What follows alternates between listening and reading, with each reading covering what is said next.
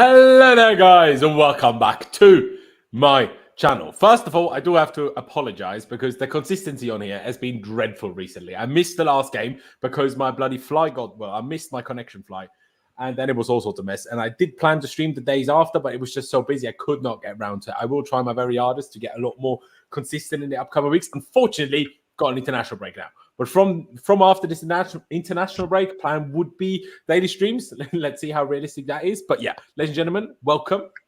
Welcome also to my two wonderful guests. Charlie, I will start with you because I haven't had the chance to actually speak much about it. I've seen all of it by now, but still missed it at the time to some extent. It's a long time ago already, but I'm still kind of, and I know it's partly because I didn't watch the second half and everyone else was a lot less buzzing that did watch.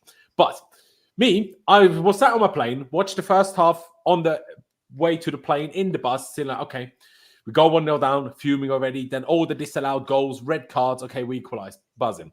I land, I'm like, come on, Chelsea, please be up, please be up. I open my phone, it's 2-1. I open the stream, literally right this second, Jackson makes it 3-1. 2 minutes later, Jackson makes it 4-1. It could, from my perspective, incredible. But now, nearly a week later, Charlie, how do you view that game? Obviously, you were there. For you, it was just absolutely mental. Like, how many goals was it in total? 10 goals, with obviously a lot of them being disallowed. Mental night. But where do you stand on what a lot of people have been talking about in terms of, okay, great result, but kind of played really, really bad? Where do you stand on all of this? Because to me, it's like, even if you didn't play great, beating your big rival, your biggest rival, one of your biggest rivals, 4-1 away from home, you can't ask for better than that, whether that's in terms of momentum, whether that's in terms of points. Like, it just can't be better than that, even if you don't play well. Or do you disagree with that? No, mate, I'm always one of those people that's points over performances. Like, we had into that game, we had to win that game. Like, the task was simple: go there and get the 3 points. Doesn't matter how you do it, doesn't matter what happens, just get them. And that's what we did, you know. Like, obviously, first 10 minutes, I'm sitting there and I'm thinking, this could be a long night. We could, like, honestly, before we went 1 down, I thought we were going to lose that game maybe 3 or 4-0. It was looking that bad, but we kind of steadied the ship a little bit, found our rhythm. Yes, the red cards helped, but it wasn't like they were like fortuitous red cards. Yeah. Tottenham imploded, they lost their heads. And then obviously with the 9, yeah, we were quite poor. Until we got the breakthrough, we were pretty poor with the 9. But I think for me, that comes down to a bit of a lack of experience, a lack of know-how, young players rushing things, no kind of calm heads that, you know, you will break 9 men down. You know, you will do it. It's just we didn't have those calm heads or that kind of experience. But eventually, once we sort of worked it out, the high line and how to do it, it was only a matter of time before we got in. And look, it's a massive confidence boost. And at the end of the day, we needed to go there and win, and we did. So, yeah, I understand, you know, yes, there were some aspects of the performance that weren't good. But, I mean, Jesus, it's not been the best start to the season. We've just gone to unbeaten Spurs, smashed them 4-1 in their own stadium, and people are still focusing on negatives. I mean, let's just enjoy it. Exactly my thoughts. Exactly my thoughts. I'll get to Pies in just 1 second. I do want to take this into City as well, Charlie. Obviously, Spurs were top of the league at the time when we played them. I think so, anyway. Yeah, now we're playing City. They are now top of the league. Obviously, we absolutely ruined Spurs because obviously we beat them 4-1. And today they turned into the biggest bottle jobs. The real Spurs is back. 1-0 up after 3 minutes. Equalised by Wolves in the 91st.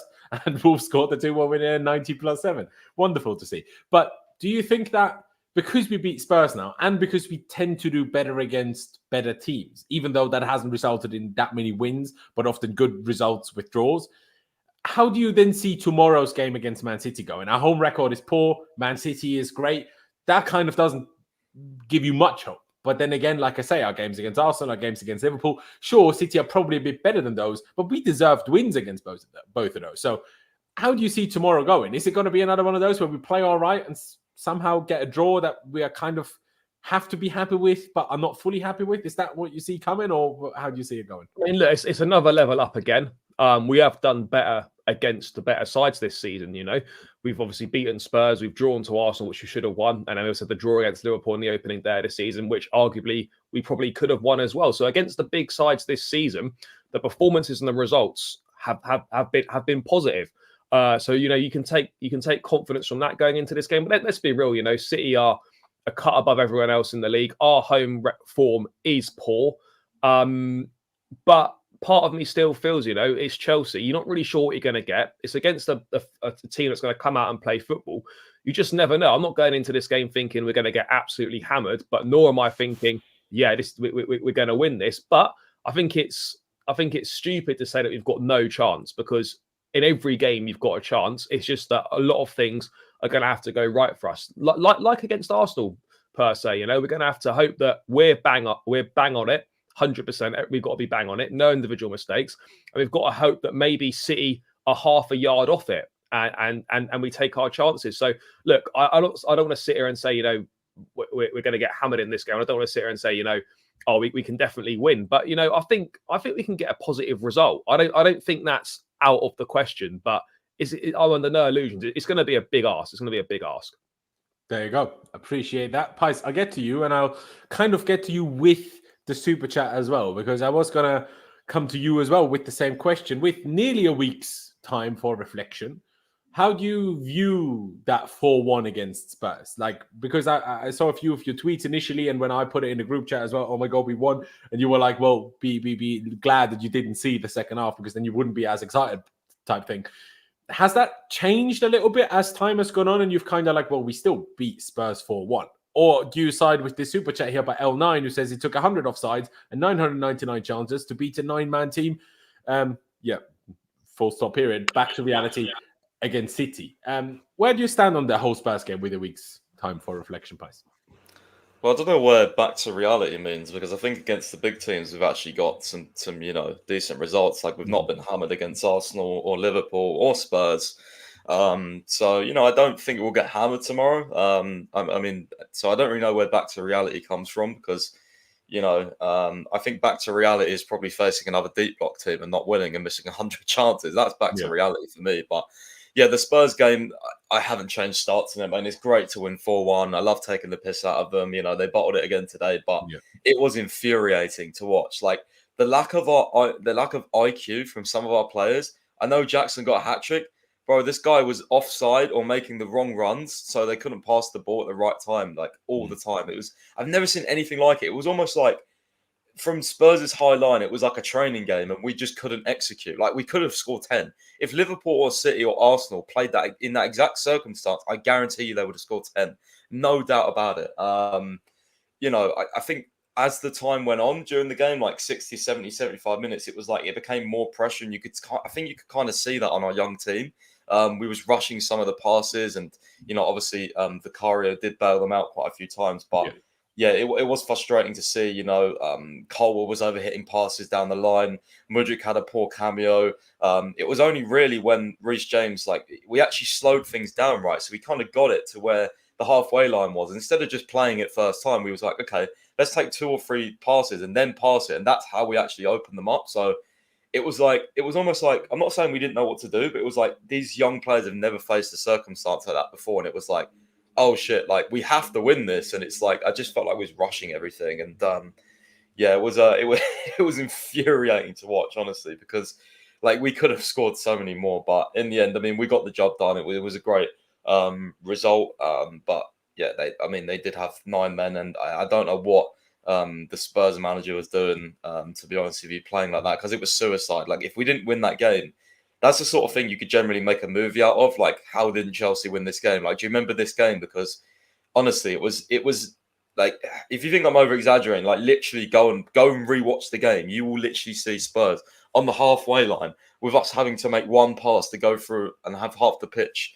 through on goal. It was unlike anything I've ever seen in my life. So a little bit frustrated, but we won in the end. It was great, but just seeing, I think even Poch said, he went straight down the tunnel at full time. Like, he said he learned a lot from that game, and the start was extremely disappointing as well. Just going to that, I think the players were not like, I don't know, like, our midfield was bypassed so easily, and Spurs really took advantage of just playing out of our press. Like, we was pressing really high, and then they were just taking the piss out of us almost. Like, we were 2-0 down and obviously got offside. So yeah, it was a weird game. It was a really hard game to analyse. We won 4-1, but Pochettino said Jackson could have had 7 goals. He literally could. Like, it was crazy. Exactly. Like I say, obviously, I watched the first half, kind of like half at the airport, half on the, transfer bus that it take you to your airplane and everything when you can't just walk straight in from the gate. But especially like you touched on the first 15 minutes or so, we were so bad. Like, we couldn't control the ball. The passing was so bad. We got beat so easily in the press. But what I do think people underestimate a little bit, and they make it sound like we were absolutely dreadful. We weren't. And exactly, until they had their men sent off. And I'm like, well, that's just not true, though, is it? We had like 3 goals disallowed before their first red card, which is completely aside from the fact that they should have had 2 red cards before that point already and didn't get them for whatever reason. By the way, VAR got let off the hook in this game that both of these players were stupid enough to commit tackles that, got them sent off in the end anyway. Because the Udogie one is a bit difficult because obviously Sterling pulls out, which is like, then therefore there isn't a bad contact, but then it's still dangerous play, but he didn't touch him that bad. So what do you do with that? But how Romero can kick Enzo Fernandez while lying on the floor and not get sent off, and they say it's petulant, not violent. I'm like, excuse me. So if it's petulant, you're allowed to do it. Are you done? Like, what are these rules? These referees are complete. Like, they're not even a circus. They wouldn't even make the circus. They're that bad. It's a complete joke. But I want to quickly, and then I'll ask you about City as well, Pies. I want to quickly touch on this whole Postecoglou high line 9 men situation, also kind of the super chat at L9 in terms of how many offsides we had, how many chances we had until we finally beat them. Because I was talking to a few people about this, and a few people that were neither Chelsea nor Spurs fans, and they were like, well, when you think about it, and they play quite a lot of football themselves, and they're like, well, if you're down to 9 men, just kind of park in the bus, you're kind of guaranteed to lose if you have to do this for like a significant period of time. There's no way you can defend your goal against 11 if you just park the bus. You're always going to be under the opponent is always going to have one more than you somewhere, right, in trying to attack. So my thinking is, I agree with Pies, and I agree with everyone that's been laughing at how everyone said, Postecoglou is so great defending with a high line. The one thing I will say is, it worked in a way because we didn't know what to do with this. So it was such a ridiculous tactic that my thinking is they were like, okay, he's like, we always play like this. Sure, waffle. But if you think, okay, if we just park the bus now, we will definitely concede. If we play a high line, there is a chance they just will never get the ball. And if they get a second or third goal before we get one, then they can still try parking, right? Because as much as we laugh and we criticize, we were offside so much and we were this and we were that, how often does it happen as a professional footballer? And these guys have played at football, whether that's youth levels or actual men's football, to such a high level for such a long time. How often do you experience the opponent literally playing like, I don't know, like you're playing a Hail Mary in American football? Like they were all on a half line, even though they were down 2 men. How often does that happen? Like, how can you prepare for that? Sure, they should do it quicker. They should find their way quick, especially when you have Mudryk, Sterling, and Jackson on the pitch. You should be able to beat the line easier than that. Just start your run a bit further deep and then have Mudryk, who's faster than everyone, just run past. I don't understand how it's so difficult either. But seemingly it kind of works. So I think it's a bit negative to say, so many offsides, so many chances. Well, yeah, but that was their whole plan. And eventually we still broke. Yeah, you can say we were offside too many times and we missed too many chances, but that's why they did it, right? Like, it's like when a low block, when we're like, we barely had any shots on target. Yeah, because the team played like that. I feel like people sometimes ignore the opponents do things for a reason as well. Regardless, let's not get hung up on that too much. Let's focus on Man City. So, Pies, similar question as I asked to Charlie. Do you think that the momentum, even if the performance in total wasn't that good against Spurs, do you think that the momentum of that, and in general doing quite well against bigger teams or better teams, can be enough and can give us enough to actually get a result tomorrow? Or do you think, like L9 followed up in the chat saying, by back to reality means an L? Because, yeah, against good teams, that hasn't been the case. But against City, it has for a while now. When was the last time we didn't get beat by City? I can't even remember. Was it a Champions League final? Did we ever not lose to them since then? We haven't scored a goal against them since then. That's what I'm saying. So, as much as we've been better against big teams, and that's kind of a thing for Poch in the way he plays and his issues in attack for low blocks, but it's still Man City. So, can any of this be enough to get a result, Pies? How do you see it? I don't think it's impossible we can't get a result. I don't think we'll win, but I think we could get a draw. But it would have to be a really, really good performance, tactically as well. I mean, Pep's just... By the way, Arsenal conceded an equaliser to Burnley. Oh, really? Have they? Yeah. Josh Brownhill. Yeah, I think Pep obviously tactically levels, but I think the momentum is definitely there. I think it's a big result for us, and sometimes it's good to play big games back to back because you don't have that like respite. Like you've got that sort of mentality, and you're fixated on the big games. And I'm hoping like through this run we can get some big results. Man City obviously ridiculous, but I've watched them quite a lot this season. They're not actually playing like the most liquid football. They're just insane at keeping possession, and obviously you've got to keep Haaland quiet, but they've got so many sort of tools to unlock you. It's just, I think we're going to have to be defensively sort of like, I'm not saying play pragmatic, but I don't think we can play like we did, maybe against like Arsenal, for example, or Liverpool. Like I feel like we'll get punished if we try and press too high, and like it could get quite messy quite quickly. Similar to Spurs, like we went at them and then we thought, we forgot like, oh shit, like they've actually been playing amazing football, and we saw how quickly. But at some point, it still clicked, and then the way we played against Spurs worked perfectly. Yeah, but I don't know. I saw a debate about, obviously, do you reckon we would have won that game if they didn't get red cards? I don't know, but like I just don't think. Like I think we're gonna have to play a little bit different, a little bit more reserved against Man City, and I think that could come naturally anyway because they're gonna have a lot of the ball, like because it's Man City, so. Yeah, I don't think it's impossible we get a result, but I think it's unlikely, of course. I don't think it's a free hit. I think we should go into it, being obviously, the protagonist, like Pochettino said, like, let's create a mentality where no one expects us to get a result and we get a result. So that's what I think we have to do through this period. I would say, Arsenal, Liverpool, Spurs, Man United, when we play these teams, like, I feel like we can beat them. I don't feel like we can beat City, but you never know. You never know. It's football. It's football. But to be honest, I'm kind of the same because of who City are and the fact that I feel like, since Pep Guardiola has taken over as City, obviously the first season wasn't that successful, but since then they've kind of been this winning machine. But what I find most impressive about them is how they adapt and how they change as a team. Like they're so different now to what they were in Pep's second season at City, for example. Or even they're so different now compared to what they were when we played them in the Champions League final. They just do things so differently. They've recruited differently. They kind of have a bit of a different type of squad now in a lot of positions. Obviously, sure, in a few places they're having a few issues because obviously they lost Gundogan. Kevin De Bruyne is out for a significant injury. Obviously, that will hamper them. And while they didn't have Rodri, they were also struggling for results. But that's for me the impressive thing. You have Haaland, then De Bruyne is out there, and everyone's like, "Oh yeah, Alvarez isn't going to stay there forever because he's never going to play instead of Haaland."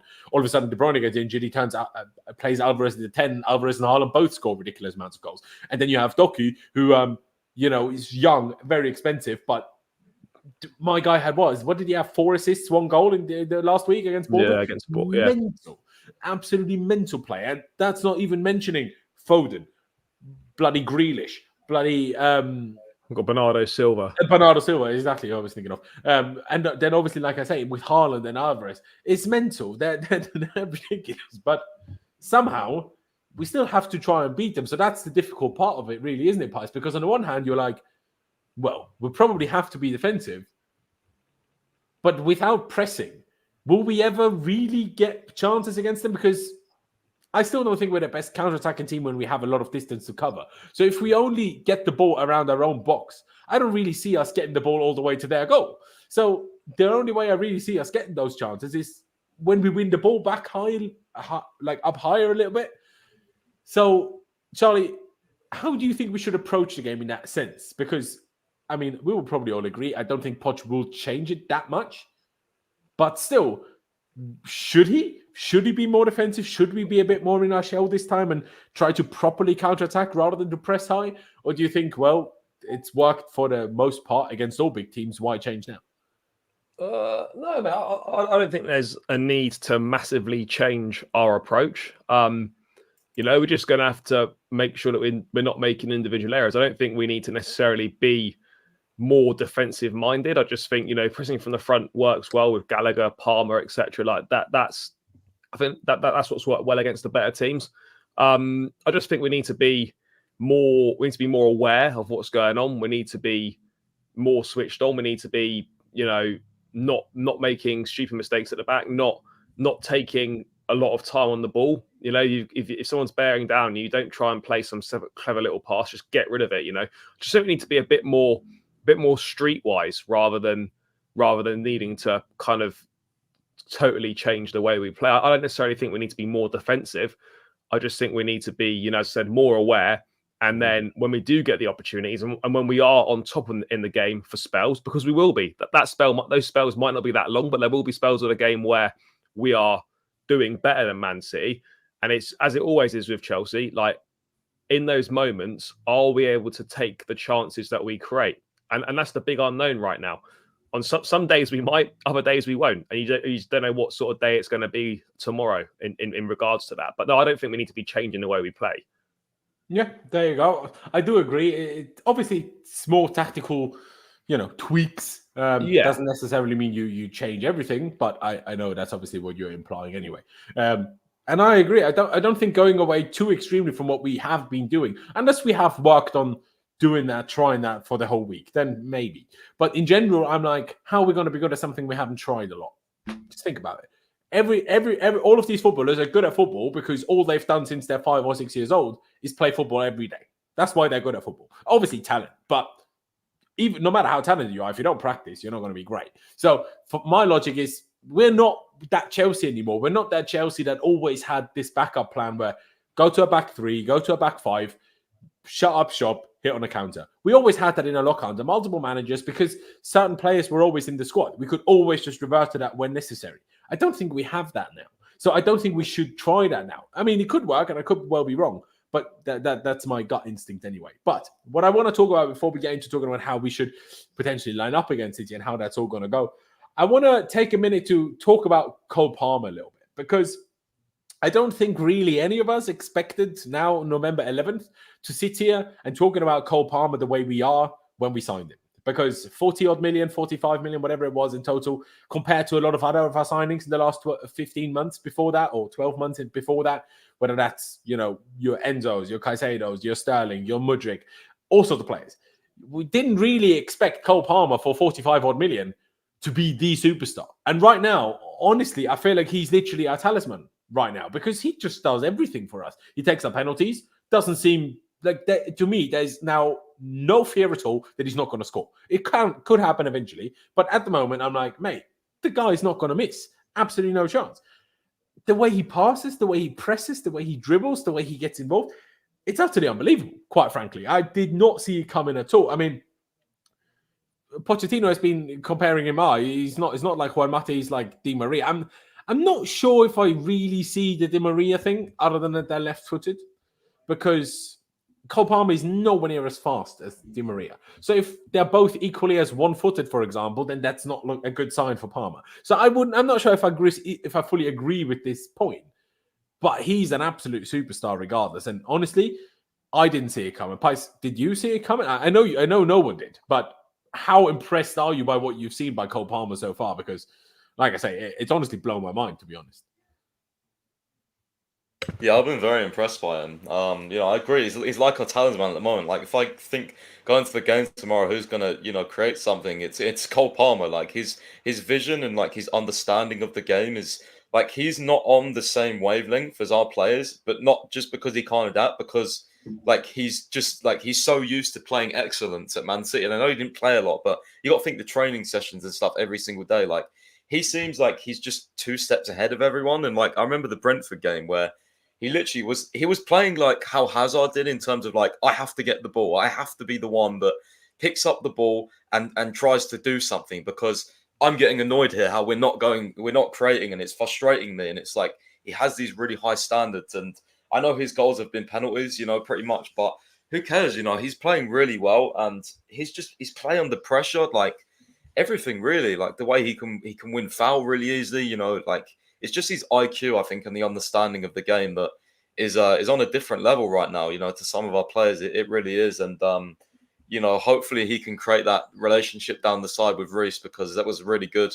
I thought at certain points against Spurs. So yeah, I'm very happy to have him. I tweeted the other day, I don't think that Man City made a mistake because they have Doku. They have so many attacking players, but they definitely would have seen that price and thought, okay, he's actually going to be worth way more now. The way he's performing with Chelsea. So yeah, it's weird how things turn out, because I think we saw at that price and we was like, well, he's not really started for Man City. Why is that? Why is Pep wanting to let him go? That sort of thing. Is he going to be that good? And he's been amazing for us. Like, he's been amazing. So yeah, I didn't expect this level. I knew he was a good player. Actually, I remember when we agreed a fee with him, I did like a voice note rant on my personal account, because I was like, I don't understand why people were going crazy over like, why didn't we sign Kudus, or why didn't we sign this or that? Because if you just look at his small sample size at City, he did very well. So I was never on the board of like, okay, why is Pep letting him go? Because who knows if Pep even wanted to let him go? Like, they signed Doku, right? Palmer saw Mahrez leave. He was probably like, fuck this, I'm not going to break through. Like, you know what I mean? Like, let's go somewhere else. Like, exactly. Yeah. Exactly like it happened for a lot of players that we had to let go over the years. Wasn't necessarily always that we didn't think they were any good, but when you then receive a pretty decent offer and at that time they don't make it into the team and they then start to push for it because they want more game time themselves, which you can't give them at that moment, then they're going to leave. But this, I found a very interesting report or statement from The Athletic saying Pochettino has empowered Palmer to take risks with his passing in the final third and play through mistakes. A level of trust rarely afforded to him by Pep Guardiola. Charlie, do you think that what's happening to Palmer at Chelsea right now is what happens to a lot of Chelsea players when they leave Chelsea? Because this has happened at Chelsea so many times that players didn't have that confidence and didn't feel empowered to take risks and play through mistakes. Whether that was a Pulisic, whether that was a Hudson-Odoi, whether that was even people like Timo Werner or Havertz, less so because of the position he played and he, if anything, didn't get on the ball enough and then just lost it. But maybe Mount as well, but it was just injured and then just played bad, really, for the last period. But do you still feel like there's a little bit of something that we've seen before, almost like a reverse deja vu, where it's like, for once, it's coming out positive for us rather than for someone else? But I think with Palmer at City, you got to remember is that he was essentially fourth choice, behind Foden, behind Mahrez, behind Bernardo Silva on that side. And the few opportunities he did get, you probably imagine that he was trying too much because he was desperate to impress, because he wasn't really sure where his next minutes were going to come from. And when you try too hard, things don't really happen for you. It kind of goes in the opposite direction. Of course, in a high pressure environment like Manchester City, like, every game counts. If you do one slight thing wrong, like, despite the rest of your game being great, Pep's going to tear into you for that one thing you've done wrong. That's how he operates. I think at Chelsea, because he's going into a completely different environment, a completely different team in terms of where they are compared to Man City, in terms of the project and all that sort of thing, there is a lot more trust afforded to him, because one, we don't have players to replace him with necessarily, and two, he's been brought in to develop and be one of the faces of this new project. And you're going to need to trust him. You're going to need to give him time on the pitch, allow him to make mistakes, like with all young players, and not just haul them off as soon as they make a mistake. Allow them to play through it, adapt to the game, and that's what we're seeing. That's what we're seeing at Chelsea. Perhaps he has got a bit more trust from Pochettino, but we're also in a position to be giving out more trust compared to what City were. So, am I surprised that he's done this well? Yes, a little bit, but I think you'd have to also accept that, there's a very good player there.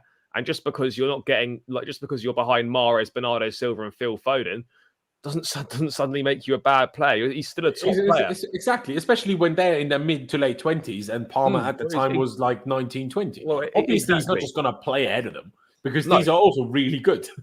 Well, this is it. So yeah, I think he's just now he's now got an environment and a platform where he can go out and express himself on a football pitch, and there's not necessarily going to be any sort of negative impacts on that in terms of, well, am I going to be in the team next week? Is the manager going to shout at me? I think we've got in a position where we can be far more patient with these players, and actually with the type of players that we've signed and their age, we don't have a choice. We have to be patient with these guys and allow them to make mistakes and allow them to develop, because that's all we've got. So yeah, look, I think there is more trust there. I think he's repaying that trust. And so far, he's not had a bad minute in a Chelsea shirt. Now, of course, the interesting part will be when he does go through a bit of a dip in form, because he will. How's he going to react to that? How's Pochettino going to manage that? Is he going to leave him in? Is he going to take him out for a few games? That will come, but that's not the now. That's some point down the line. But he's been absolutely brilliant. Everything has been fantastic from him. The way he gets on the ball, the way his first thought is to make things happen. The interceptions that he makes in the final third, he's always looking. His range of passing is great. Like, everything about him is brilliant. And long may it continue. Exactly, long may it continue. That's all you can really hope for. But when you see these stats, only Mo Salah created more big chances per 90 minutes. Only Gabriel Jesus and Harvey Elliott have won the ball back more in the final third, and not a single player has completed more through balls. These are impressive stats, and I still feel like City are maybe going through a little something what we had in like the late 2000s, early like 2010s, in the sense of that we had such a good team and that we were so like winning is the demand that you're like, it's just becomes so difficult to bed young players into the team, because winning is so required in every single game, every single competition, that you're like, when do you give a young player the chance? When do you allow a young player to make a mistake? And every young player needs that. But when you're a team that is where that's just not acceptable, how does a young player ever make it through? And I think City are experiencing that a little bit right now. Like, that's why City took it, Pep and City took it so slowly with Phil Foden. Like, think back to when Phil Foden first burst onto the scene and everyone was talking about how much of a superstar he would be or is in terms of talent. And then how long it took for Pep to start playing him regularly, because that was the only way to do it with the demand at City. And I still think this is kind of the problem that Cole Palmer had. Sure, if you're like a Messi or a Neymar or Ronaldo or a Hazard, then probably you'll make it through anyway. But you can't expect a lot of people to be a Messi, Neymar, Ronaldo, Hazard. Those don't come around very often. And then like I say, I have to say fair play to Chelsea if they, with the recruitment, how it's done. The only thing I disagree with a little bit is a report, I think, also by The Athletic, where they're like, Cole Palmer is what they thought they signed in Kai Havertz. And I'm like, well, if that's the case, that explains a lot of things. Because if the recruitment team back then thought Kai Havertz was what Cole Palmer is, well, then they just misprofiled him completely, because that's just never what Kai Havertz was. But that is a whole separate issue. Still, just shout out to Kai Havertz. And like I put in the title, not Kai Havertz, Cole Palmer, my apologies. Shout out to him because, like I said, in the title, in the thumbnail, what a talisman he has become for us. It's absolutely crazy. And I do want to quickly touch on this as well. Apparently, Cole Palmer wants to try and learn Spanish in a bit to communicate even better with some of his teammates and staff. Thoughts on that, Pice? Like, do you think that's a great thing because you want to like praise it? But it's like, are you sure you're not just preparing your Real Madrid move in 4 years? Or because... why?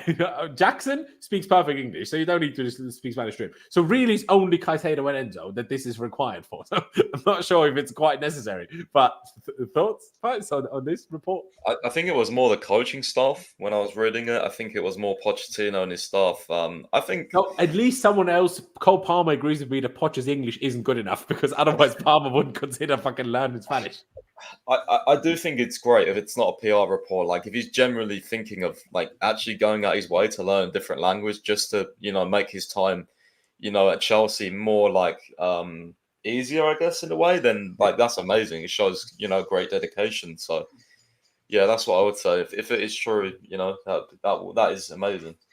Yeah, I agree. If it is true the way you say, like I say, I still find it a bit. I'm not sure this is going to make that big of an impact. I feel like there would be more,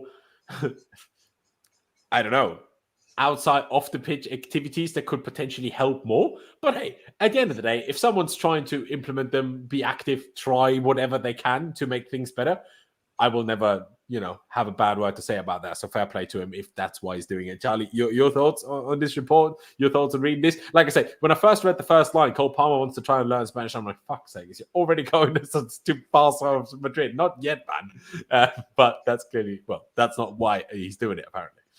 Yeah, I mean, whatever makes him happy, I suppose. Like, if he feels that's going to help him communicate better with the coaching staff. I mean, I would have thought it'd be easier to understand Poch's 90% their English and try and learn a complete new language. But do you know what? If he wants, maybe he's just struggling because he's from Manchester. He doesn't understand anyone. That, to be fair, he has got quite a thick Manchester accent. But look, I mean, if he wants to, great. If it's going to be easier for him, then great. But yeah, I mean, it's neither here nor there. If he learns Spanish, great. If he doesn't, I don't really care. Yeah, exactly that, to be fair. There you go. A few other bits and bobs of news that I would like to talk about before we focus in terms of lineup on tomorrow's game. And the first one I want to start with is having a little pop at your guys' national team manager, because Gareth Southgate, even if I will say it's another one of those typical journalist situations where he didn't quite word it as extremely as the headlines make it sound, but still, Reece James obviously is now fit. Started against Blackburn, started against Spurs. When did he come off against Spurs? About sort of maybe 10 or 12 minutes before the end. Okay, so played the majority of the game. We'd expect him to play tomorrow, but him along with Chelsea, although it was also said that the Chelsea medical team decided for him rather than it's his call situation. But still, he is not going into national duty, even though Gareth Southgate apparently wanted to call him up.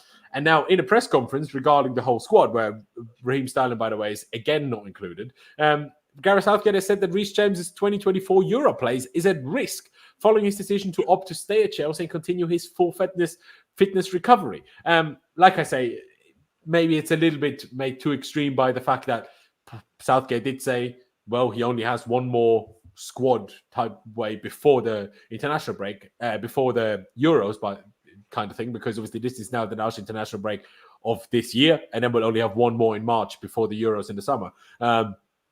So from that perspective, I understand where it's coming from. But sorry, the man management is just so bad. Even if you didn't mean it as extreme as this, the one thing Gareth Southgate has been good at is keeping his squad happy and together and all of these things.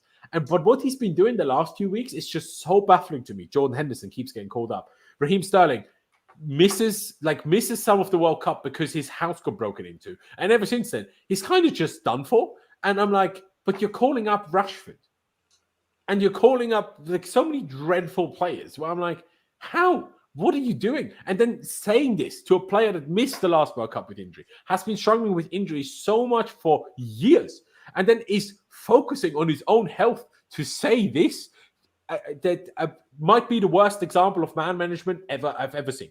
Like, again, it's not as extreme as the headlines make it sound, but still, it's just really poor man management, isn't it? Like, what do you think about this, Charlie? Like, for us as Chelsea, it's arguably great because the less time Reece James spends with England, you know, the less rest, the more rest he has, the more fit he's going to be and everything else. So for us, it's great. But from his perspective, every player wants to represent their countries at the biggest tournaments. And especially when you're with England and in this current generation, once you have a different manager, there's a real chance of winning something. Even with Southgate, there is a potential of winning the next year's Euros. To say to a player, like, it's, I don't know. I just could not believe when I saw this report. Well, what was your thoughts? Obviously, I'm not even English, so it affected me less. I just felt for Reece on a personal level, I just felt this is so harsh. Imagine being Reece and reading that. You can't be happy about that, can you? I mean, I think I'm not Gareth Southgate's biggest fan at all, but slightly in his defense, I think the headlines are a little bit misleading compared to kind of what's actually being said. Like, I think he's kind of right in what he says is that, you know, there is only one more squad. You know, the more squads you miss out on, then in theory, the harder it is to get back in. That's just that's just kind of the reality. I'm not saying that Reece James is not going to go, but, you know, given his fitness issues, given the fact that you don't know, like, if he's going to stay fit for the rest of the season or if he's even going to be fit for the summer, like, Kyle Walker's playing, Trent's obviously midfield. You know, sometimes Trippier plays there as well. For England, as good as Reece James is, and he probably is England's most talented right back, the reality of the situation is with England, he's not a first choice. And I'm not saying he's not going to go to the Euros. He'll be in the squad, but he's not an automatic starter for England. No. You could almost argue that in Southgate's eyes, it's not my view, but he's probably third choice. He's probably is behind Walker, and he's probably behind Trippier as well, which sounds mad, but that's just kind of the way it's been. So, yeah, look, obviously it's never ideal to hear that as a player, but actually, I think what he says is kind of right in terms of, do you know what? Yeah, there is only one more squad left. If you're not fit, then you have got a slight issue. But yeah, look, I mean, it's better for us because Reece needs to look after himself. I think he is managing his own fitness a lot better. And look, I'm not Southgate's biggest fan, but I actually slightly sympathise with him on this. I actually don't think it's that bad what he said, because in reality, it is kind of true anyway. Yeah, no, I hear that. I just think there's certain things that may be true. You still, if you like, we all know Gareth Southgate isn't exactly great tactically. His thing is being a man manager, right? Then I just think you should refrain from statements like this for a player that's already suffered a lot with injuries. Like, he's suffering with this a lot more than fucking Gareth Southgate is. Don't sit there, he's risking his spot. Mate, he's risking his fucking health. That's what he's risking, not his fucking... Like, think about what you're saying.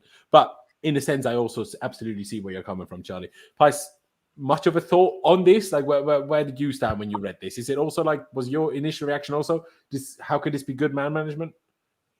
I think it's ridiculous, to be honest. Like, I get the thing that, maybe he's not fit all the time, but you don't sort of say, like, what he actually said was, like, there's like, a lot of talent in front of him, and essentially, like, his place is at risk due to that. I think it's ridiculous. I think you always take Reece James, in the squad at least. I don't think his place in the squad should ever be at risk. Like, we're talking about a top player here. Like, you at least take various him. Like, positions as well. There should be no circumstance where he should not make the squad. Absolutely none. Like, unless he's actually injured, like, you should always take him.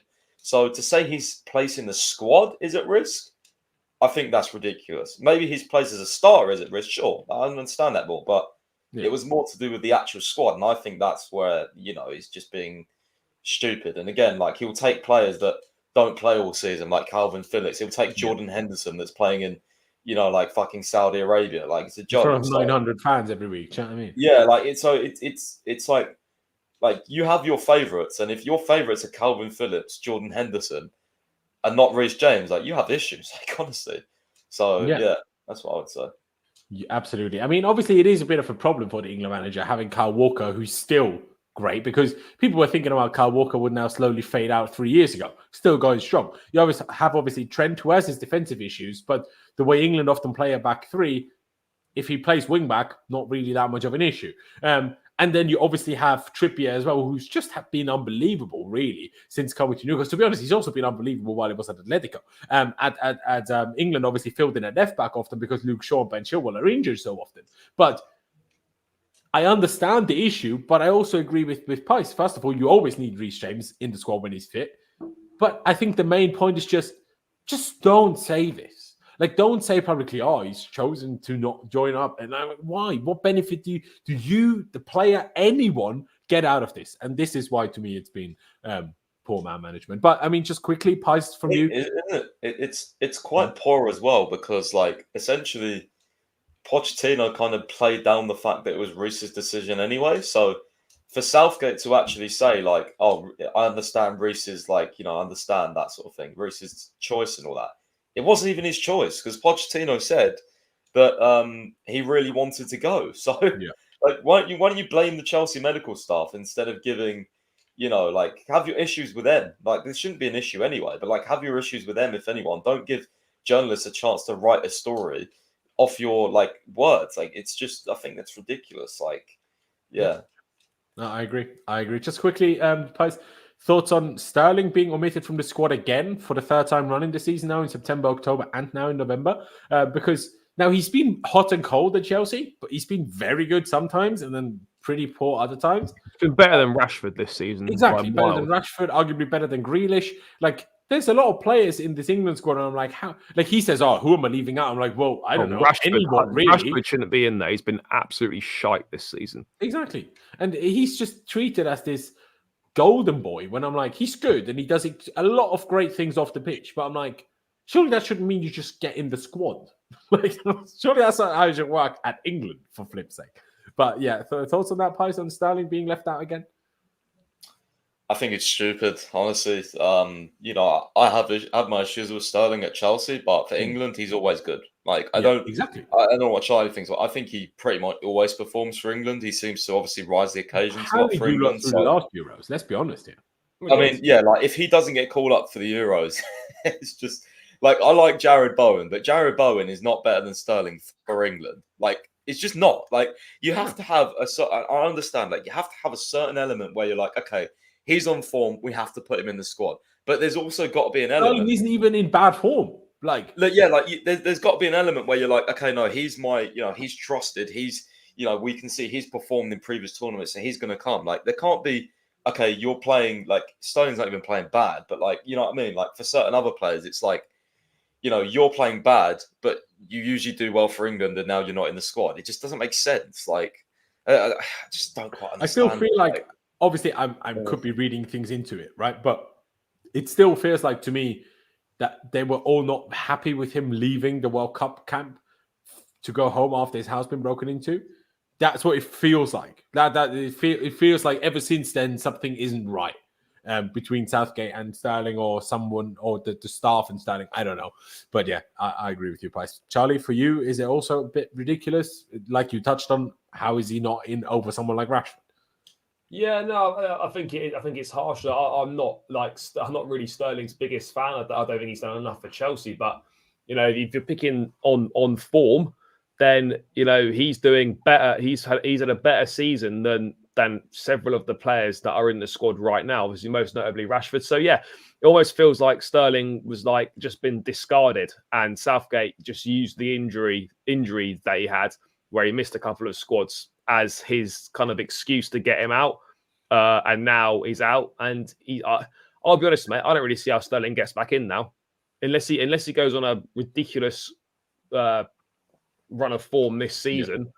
Then I don't, look, you never want to say a player's England career is done, but when you start missing out on sort of the last 5 squads, but 3, like 2 of them for injury, but these 3 now, he's just not been picked.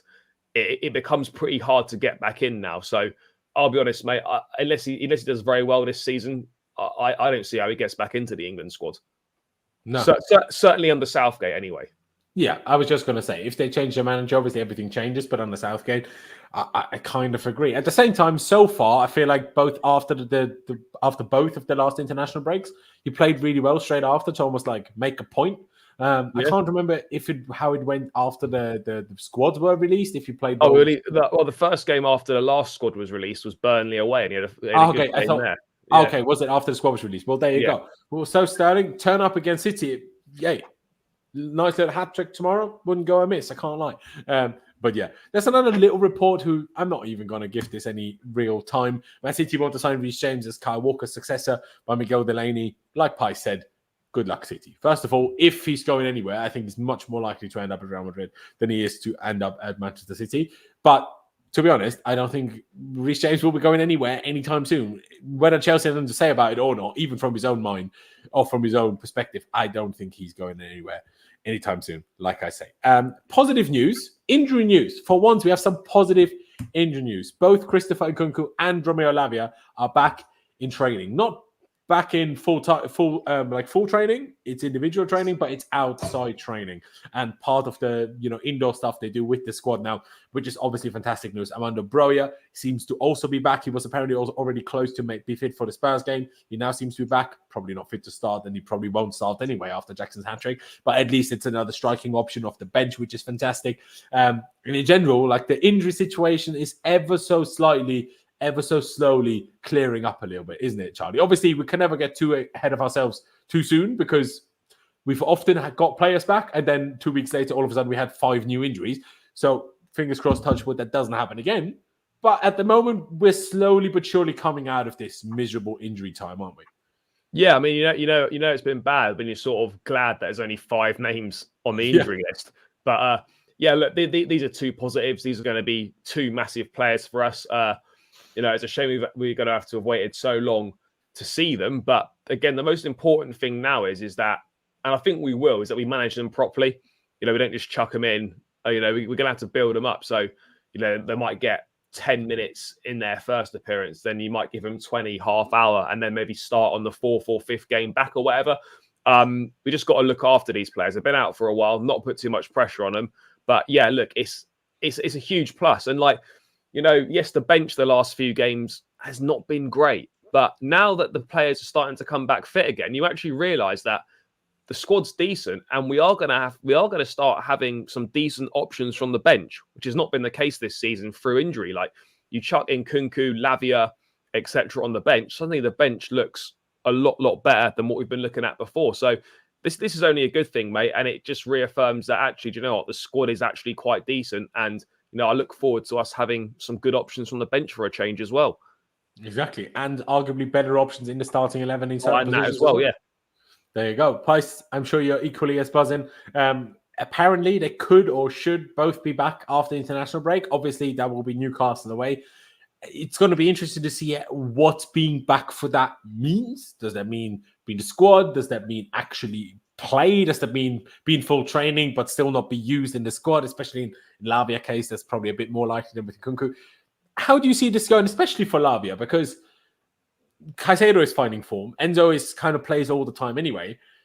Now, I'm not sure if Caicedo and Lavia next to each other would be a thing that works, but I still don't fully see how Lavia will ever get a lot of game time, if I'm being perfectly honest, until we get back into Europe. But hey, it's not my problem. It's a good problem to have the better players back. So I'm just excited that they're coming back from injury. But I'm still really intrigued about especially how Lavia is going to fit in, how Lavia is going to get game time.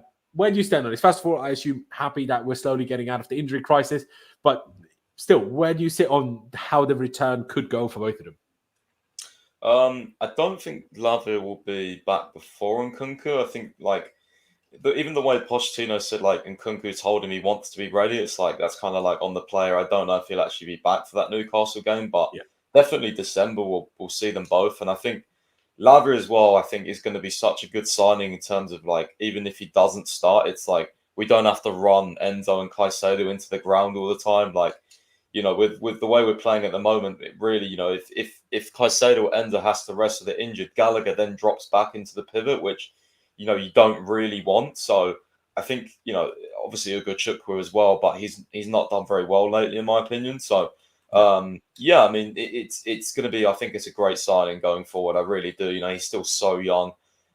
He did so well at Southampton. I think when we look at clubs where we sign these guys from, your Caicedo, your Lavia, you look at Brighton and Southampton, you think, oh, well, anyone can kind of perform there or whatever. But they perform in the big games as well for these clubs. So they're playing against, the big teams. And that's kind of what actually gains, the interest in the first place. It's the fact you can perform in big games for these clubs is obviously really good. And I think that will translate into Chelsea. And I think in terms of where Lavia is used, I mean, I'm not sure. I think we could play him, in a pivot, as I said, rest Enzo, Caicedo, or whatever. But I think also we could see a 4-3-3 where, Lavia is at the 6 or Caicedo's at the 6. And then, we have two kind of more number 8s and then we can go sort of free in attack. But yeah, I mean, we've got so many options. I think... I just hope that doesn't mean Poch turns Enzo into this half 10 again, like we did earlier in the season, because we already know that doesn't work. So if that's the only way to put Lavia into the midfield alongside Enzo and Caicedo, I'm not sure if I want that. Do you know what I mean? Well, we'll see what happens. I think we're going to see, a lot of different things. Poch has to figure out where he's going to use his guys. And the other player I was going to mention as well is Chukwuemeka. I mean, we don't even know when he's going to be back at this point. But that's another player. That's ridiculous. He's almost been out as long with that setback as he was with the original thing. Yeah, literally. It's another player as well that obviously is a really good player and that is going to come back into the squad sometime soon, you'd imagine. Exactly. And although I feel that's the terrible thing for Chukwuemeka, obviously, because he would have gained so much from being in this team super early before Palmer was really settled and started all the time. And then while Nkunku was out injured, would have played a lot. Really have made a name for himself in the squad. And he did in that West Ham game when he scored before he got injured. Because then when he comes back, if he's coming back later than Nkunku, how will he play? By now, Gallagher is literally basically his first name on the team sheet. So dropping him will already be difficult enough. And Nkunku is kind of the only one that will happen for. But if you have Nkunku and Gallagher and Palmer all in a way ahead of Chukwuemeka, I don't see how he's getting minutes. But hey, another problem that we'll have to worry about at a later date, because for now, I just hope he comes back from injury. That's the first line of priority. But yeah, one other player that I want to talk about and I want to highlight, because, oh boy, has he impressed a lot of people this season. It's good old Marc Cucurella. In the last 5 Premier League games, or on his based on his last 5 Premier League appearances this season against Spurs. Obviously, he didn't start, only came on, but he came on, what was it, at halftime, wasn't it?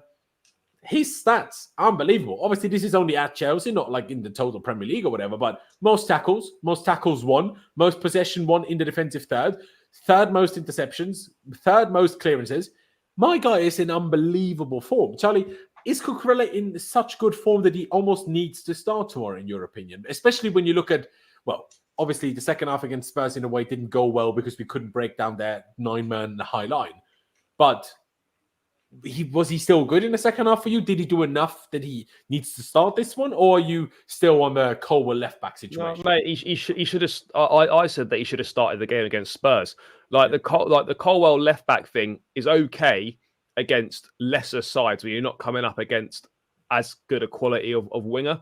Against the better teams, against the better quality of wingers, he's going to get exposed because he hasn't got that positional sense at left back. And we saw him standing off ridiculously for that Kulusevski goal against Tottenham. Cucurella is playing unbelievable football right now. Definitely the best football of his Chelsea career, and sort of back to a level that we saw of him at Brighton when he was doing so well there. So, look, for me, when you see those numbers, based on his last 5 appearances, or 5 appearances this season, even, like he's been fantastic. Like he's not put a foot wrong. You can't sort of look at any of his performances and think, fuck yeah, Cucurella was poor in one area, and he simply wasn't. And even in attack, right, Charlie? A lot of people try to he should have scored against Tottenham, to be fair, or he should have squared it. He should have scored in multiple games. Let's be honest. He's been what was that game? Was it Brentford as well? He had a chance. Yeah, maybe even 2. And I saw a quote of him where he says, "Yeah, I need to somehow work on scoring in games because I score all the time in training, but in the games they just don't go in." If Cucurella can add goals, mate, he's the best left back in the fucking world. Imagine he scores goals as well. He's done really well. And do you know what? It's mad, right? It's like one. It's the classic example of don't write players off so quickly. I think with him, and then secondly, it just goes to show that like as a player, sometimes you just need a bit of luck. With James being injured and then suddenly Chilwell injured and Gusto's red card suspension, that suddenly gave him an opportunity to be in the team. And he's taken that chance, and now it's almost impossible to argue that he shouldn't be in the team. So that's the one thing I always mention when people said for Pulisic, for Hudson-Odoi, for so many other players, they were like, "Oh, they never got given their chances," and I'm like, "Yeah, but when you get the chance, you need to do what Cucurella did: actually properly grab the chance, and then you're also much more. I know you got dropped against Spurs, and he might also not start tomorrow. We'll talk about that in a second." But that's what you need to do when you then get given a chance, when you're struggling for those chances. Do what Cucurella did. Because, he's not Reece James in attack. Obviously he's not. It's not Trent Alexander-Arnold in attack. Of course he's not. But he's still a lot better also in attack, in my opinion, than he was last season. He should have had a few assists. He had, in terms of where he hit decent crosses or on the ground passes across the box. He's getting himself in goal-scoring positions. Okay, he hasn't taken them, but I mean, we have had a lot of games this season where no one else seems to be able to put themselves into goal-scoring positions, but Cucurella is. So, it's something. I just think that I think Cucurella's biggest strength is reading the game in every way. Yeah. That's why he manages to turn up in the right positions in attack. Okay, he doesn't score them. He's he's very heavily left-footed. He's not, exactly a finisher, but he's still the one that turns up there because he sees it. He reads it. And sure, he sometimes overcommits, but I still think defensively, he's obviously Thiago Silva. Pretty good. He's good defensively. He's good defensively. He's just very aggressive. So when he misses the ball, it can end badly. He's much better than Colwell defensively. It helps us so much. Like at left back, he's a lot better defensively than Colwell. I'm not really sure. I still haven't really worked out why Poch puts Colwell at left back. I don't really get it. Like as I said, I just think it makes Colwell look bad. Yeah, I mean, don't get me wrong. Against lesser sides, it's not really that much of an issue, but against the big teams, it absolutely shouldn't be happening because he does get massively exposed by the better wingers. I'm like, imagine back in 2002, Ranieri would have played John Terry at right back. Like, this is kind of what Poch is doing with Colwell here. I just don't understand. He could be one of the world's best centre-backs, and you're playing him at left-back. Are you done? Yeah. Let him turn into a great centre-back, for the love of God. Stop playing him left-back, man. But I'm delighted to see Cucurella doing well because I think he deserves it. It's been a tough start to his career at Chelsea. I think getting unnecessarily harsh stick from certain sections of the fan base last year. Yes, he was poor. But he knows that he doesn't need to be booed and all that sort of thing. But he's got his head down. He's been professional the entire time, even when that move to Man United fell through, and he's been the opportunity that he's been given. He was lucked into essentially, but he's made the most of it, and he's showing how good a player he actually is. So yeah, delighted for him, and he should absolutely be starting 100%. There you go, Pice. What are your thoughts on Cucurella's recent kind of incredible turn of form? Like, I can't really remember how you viewed Cucurella in general, but I don't think there was many of us that really defended him. I will give myself a little bit of credit. I defended him longer than most, but even I got to a point where I was like, I kind of just wrote him off. Where I'm like, obviously, then there was rumors of him could go there, and we had the United stuff towards the end of the window. I'm like, okay, well, he wants to go, the club wants him to go. There's no point me defending him, me trying to back him anymore. It's kind of done anyway. Now it turns out it's not done, and I'm excited for it. Now, sure, it would be great if he was a bit faster. It would be great if he had a bit of a better cross in him, if he wasn't sometimes a little bit rash. But I feel like him being rash is only a problem because our rest of the team is so young and a bit of a mess sometimes. I think a lot of teams need that one super aggressive defender. Rudiger was that. Rudiger was super aggressive. And when Rudiger messed up, that happened. And then people got in behind him. But then he had people covering for him. My problem last season was Cucurella tried those things. Sure, he was in bad form as well. But then because we were a mess as a whole, no one covered. So then every goal, it felt like people started to blame Cucurella for. I'm like, well, he's being asked to defend aggressively. Like, yeah, sure, he should still get the ball. But if you defend aggressively, you're going to miss it sometimes. That happens. Otherwise, it's like when you play aggressively in terms of runs in behind, you're going to be caught offside sometimes. That's going to happen. Every manager, every player is aware of that going into a game. If that's how you're planning to play, it's going to happen. Or we touched on that with Palmer earlier, that Pochettino empowered him to play more, take more risks, play through mistakes. Those things happen, but that's how players develop. So I'm just glad for Cucurella. But Pice, your thoughts on Cucurella's recent form, but also Charlie, do you think he should start tomorrow? Yeah, he should definitely start. I mean, we'll get to the lineup soon, but I hate Cole at left back. I really do. I'm in your camp. I don't think he should be even playing against smaller sides there. I don't think it's acceptable to, have someone that's potentially, a world-class centre-back in the making and stick him left back. I know Cole himself doesn't mind it, but of course he's not going to mind it. He's from Cobham. He's playing out his dream in reality. But I think he does get exposed there. Positionally, I don't think he's horrendous. I just don't feel like he's very quick or agile. I think his acceleration. I think his spring speed, total spring speed, isn't that bad. Yeah, but it's just off the mark. You play these little, you play the actual tricky 1v1 wingers, and you think, shit, I don't know. I'm not a fan of him there. I only want to see him play there if Mudryk starts, because then I see a little bit more sense in terms of those long looping balls. He does really well down the line, I think. But I don't think you can play a centre back at left back just because he's got good passing. I just don't see that as a valid sort of reason. Especially, we're not doing it like City. Obviously, you play Ake or Gvardiol at left back very often. We don't deploy them like that. When we play Cole at left back, he's playing like a full-on left back. Yeah, he's not playing like we're switching into a 3 to build, and then he's acting like centre back. No, he's playing like an actual left back, and that's different. If we did it how City did it, I wouldn't mind doing that with Cole. No problem. But we're not. We're just playing him as an outside left back. I don't get it. No, I agree. Especially how well Cucurella has done. I mean, he's been amazing. I think what I'm most happy with is just how much he seems to be sort of like Chelsea in a sense. How he sort of, was going to leave for Man United, but he's, he just seems to be really sort of I don't know. I'm just liking his attitude a lot. In the celebrations and stuff like that. He seems really a part of the team, and it's that's nice to see. Because he has been written off, and he has, not been great, but it's nice to see a resurgence in a player. There's nothing better than, seeing someone who you think is, shit and written off, and then he does really well. So hopefully he can keep it up. Like that whole I don't see why he can't have a future.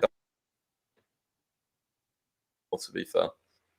There you go. Yeah, fair play.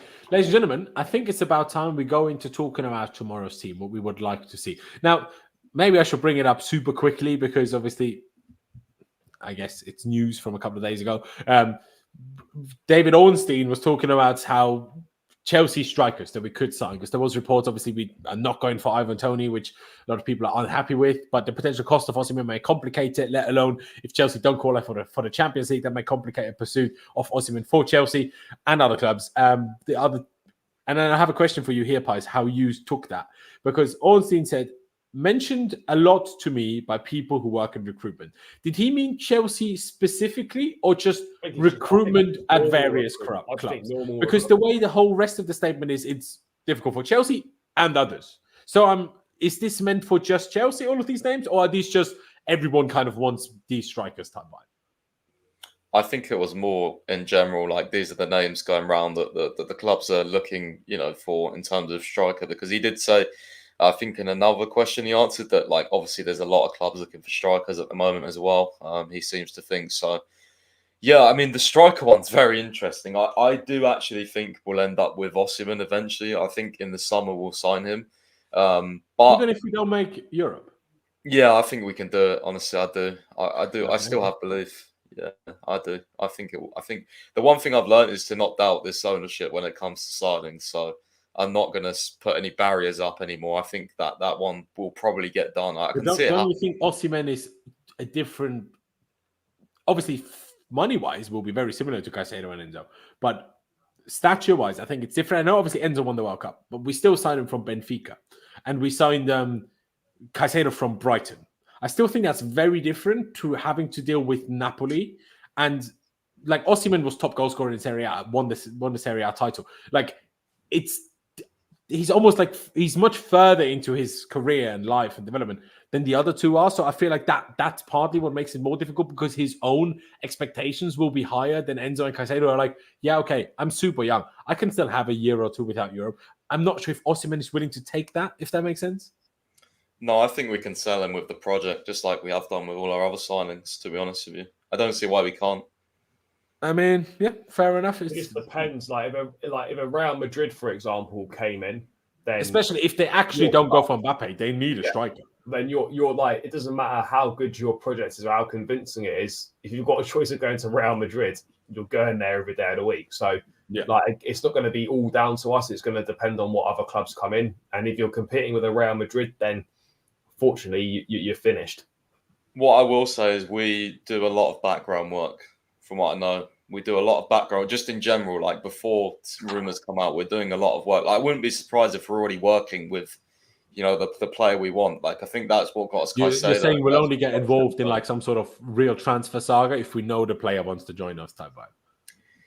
Yeah, like I feel like we get in there early, like we get our foot in the door early before other clubs come in, and then it's like, okay, maybe some players will be like, okay, no, sorry, I'm going elsewhere. But I think what we saw with Caicedo, especially, Liverpool, he could have easily chose Liverpool, but he honoured like how we came in and wanted him that badly. So and him being a Chelsea fan as a kid obviously helped as well. Yeah, I feel like we nudge in there early, and I wouldn't be surprised like if we're already talking to whatever striker we're going to eventually sign. Even now, I think could happen 100% because they work windows in advance. I mean, Stuart and Winstanley said themselves, we're planning 2 windows or whatever in advance to the one we're currently in or whatever. So I'm not saying other clubs don't do that. I'm just saying like from what I've seen, us signing, like it's all about like, how much, Chelsea want to be that type of thing. Like a lot of our players have said that we've signed and the project and stuff like that. So I think especially knowing how desperately we need goals and like we need that sort of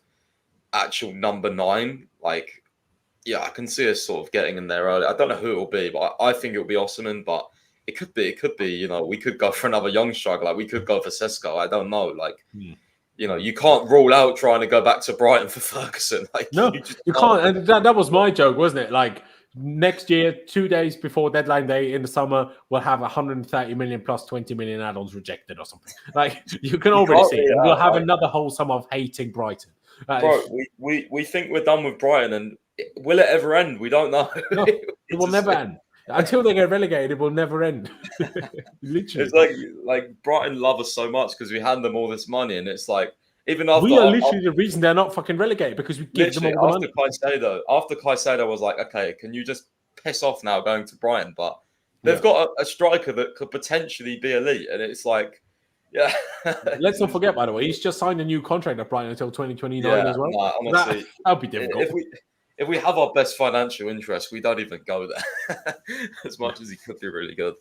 But yeah, the reason why I think it'll be Osimhen or maybe Tony is because I think the club are looking at Jackson as kind of that project striker now, and I think they want someone that is more sort of proven in a sense, has scored over. But isn't Osimhen only 24? He's just 2 years older than Jackson. So what do you mean? Yeah, but he's a lot more experienced, though, isn't he? In terms of I'm not disagreeing with that. But as in, if you sign Osimhen, unless the plan is always for him to leave for Real Madrid in 4 years, then when will Jackson ever play? He's only 2 years younger. Do you know what I mean? Like, but he will play though, because we're playing like multiple times a week. He will get game time, but if most players want to play every game, and if you have Osimhen, whoever the other striker is not.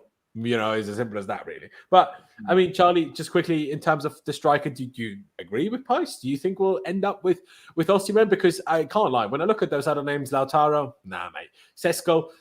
Obviously, has some developing to do, and he's an outstanding finisher, but I'm not sure technically the type of player we need. I could be wrong. I haven't watched that much of him, but a little bit. Evan Ferguson, purely because he's from Brighton, I will say no, as great as he may be. And Boniface, I mean, he's been great at Leverkusen and everything, but it's half a season. Not even that. It's November. Do you know what and I mean? he was and good, also in a team in unbelievable form and with unbelievable momentum. But obviously, he was good at Uni and Saint-Gilloise in Belgium. Like again, but what I'm saying is, like, all these names, I think he scored like 7 goals there or 13, like nothing outrageous at all. Outside of Lautaro Martinez, all those other names on that list are all development strikers, and we don't need any more of them. We've got Jackson, we've got Broja, we've got Trevoh Chalobah on loan. Like, we don't need another striker that might be decent in 12 to 18 months' time. Like, the whole point of us bringing another centre forward in is someone that's ready to do the business right now. And like, really, in terms of like top level, there's only 2 names that really fit that: Ivan Toney and Victor Osimhen. Victor Osimhen in January is, never say never in football, but I think that's virtually impossible. Ivan Toney, on the other hand, is very possible in January. And for me, look, I'd be happy with Osimhen, but I actually think Toney would be better suited for us. And I think he'd actually do better at Chelsea than Osimhen would, just because, generally speaking, when we spent massive money on forwards with a big reputation, it's flopped virtually every single time. So I think for me, if it's going to be a striker, it needs to be Ivan Toney, and it needs to be done in January. Otherwise, he's going to go elsewhere. Yeah, exactly. But it seems like we're not going to do that. So, well, you never know. I mean, you never know. But obviously, if we want Ivan Toney, we get Ivan Toney, because Arsenal are going for a midfielder now, apparently, because of Partey's injured. So, who's Toney? I know Spurs are doing well, but I don't think I don't think Spurs would go in for him. Man United can't afford him. Man United, they've got Højlund. They're not going to sign a striker. Like, Toney is literally our player if we want him. I just don't know if we're I can't see interest there.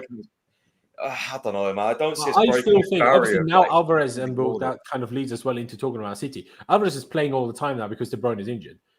But when De Bruyne is back, Alvarez doesn't start all the time. I still think we should do everything in all our power to get Julian Alvarez.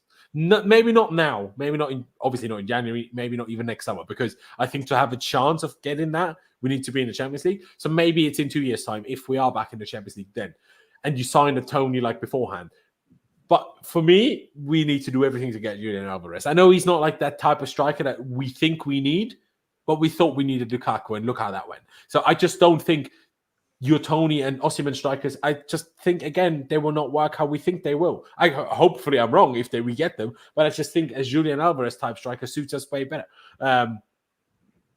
Anyway. Enough talk about that. Let's get into talking about Man City, shall we? Because there's a lot of questions. I've seen a few people in the chat, and shout out to everyone that has tuned in so far. Subscribe if you haven't already. Hit that like button. A lot of people say, we should play a 3-back. 3-5-2, 3-4-3, whatever. I'll start with you, Pice. Do you think, or what formation do you think we should play tomorrow? Or if you want to, tell me what you think we should play and what you think we will play. I think we should just stick with how we are with this, and I think we'll play this as well. I agree. Charlie, you as well? Yeah. I don't know why people think we should play a back 3. Why? We literally spent the last 4 years crying how shit the back 3 is, so stop it. You know what I mean? Yeah, I don't know. I don't know what people are thinking about that. No, exactly. But yeah, I think this was pretty simple because good old Petrovic still has never played. So Sanchez is obviously going to be in goal. Charlie, your back four, please. You already told me Cucurella starts. So yeah, well, Cucurella Reece now. James obviously going to start as well. So that picks itself as well. Thiago Silva will play.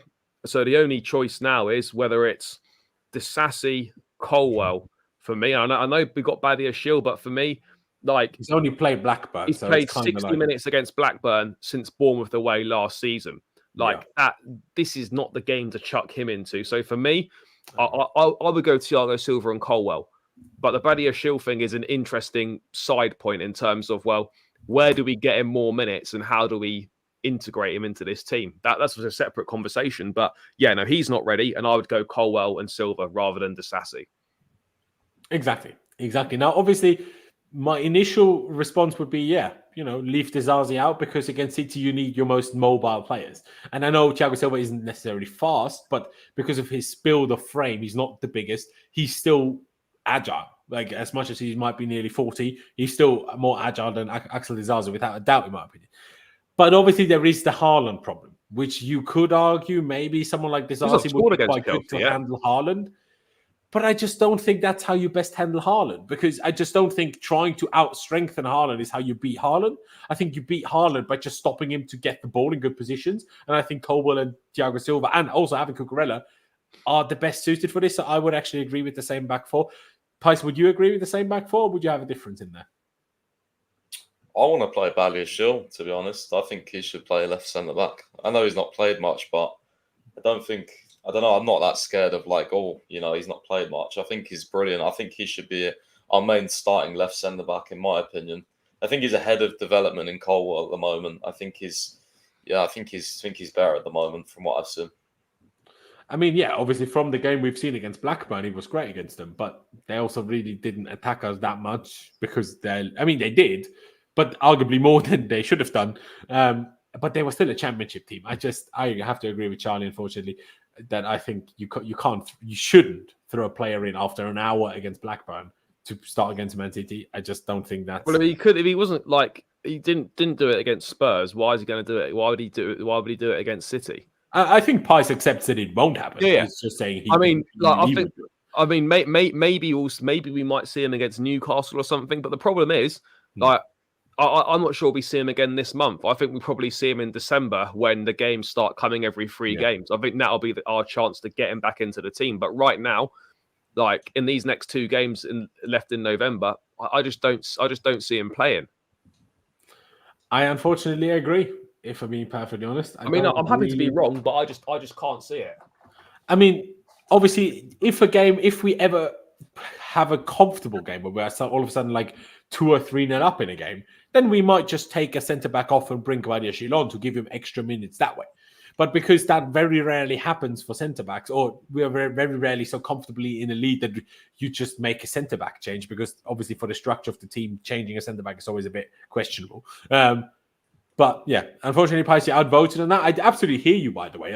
Obviously, Badiashile, especially for how long he was out, he was phenomenal against Blackburn, scored the goal as well. So I want to see him play too. I'm just not sure if City is the place. But I do agree that at the latest for Newcastle, I think he needs to at least come on for bring him on for the last 20 of a game. Do you know what I mean? You have 5 subs nowadays. Don't pretend you need all 5 subs for other players. Just feed them in so you can actually start them with less worries, because Blackburn is also a little while ago by now. So just if you give Badiashile at least sub minutes, then we'll all feel more comfortable. He will himself feel more comfortable, and his teammates will also feel more comfortable and confident with him next to them. So yeah, that's what I think they should do. But moving up the pitch, I think these two kind of pick themselves, so that there's not really much of a debate to be had.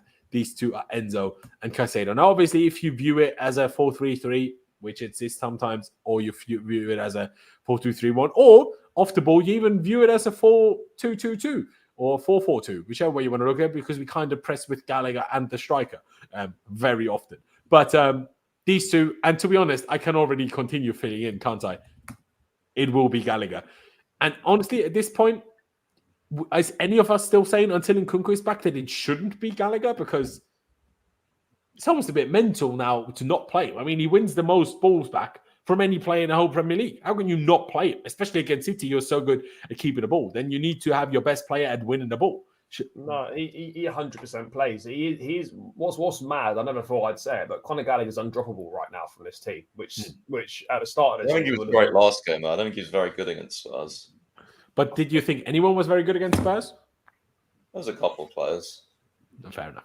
But none of the midfielders, let's be honest. Caicedo, to be fair, was good from the part I've seen. But Gallagher's undroppable right now. He's going to start this game. Like, it's as simple as that. That midfield at the moment, until further notice, picks itself, that three, until either one of them just plays horrendously for a few games on the spin, or certainly until Nkunku and Lavia come back. There's not really a conversation to be had about that three. So it will be that three. And then obviously Cole Palmer was obviously going to be on the right side. Sterling or Mudryk. For me, I would prefer to have Mudryk there, but I think leave it at the midfield for now, and let me get to Pais with the midfield, and then we'll get to the forward as a whole. Pais, is it also this midfield three for you, or if it's not this for you, do you expect Poch to pick this though? This will be the midfield three. I think most of the team's pretty predictable, to be fair. I don't really see there's going to be any real changes, to be honest. Maybe one, but well, to be honest, if we did predict an 11, I'm pretty sure it will be Colwell left back and then Disasi and Silva. Personally, I think. Oh Christ! I really hope not. It probably will. Do you not think so, though? I'm very. No, I don't see how you bench Cucurella. I just don't see it. I was annoyed last game, to be fair, that he played Colwell left back. I thought it made no sense. So if he does that again, I'll have an issue for sure. There you go. Sorry, mate. To go back to midfield, would you do it any differently, or would also you pick those three?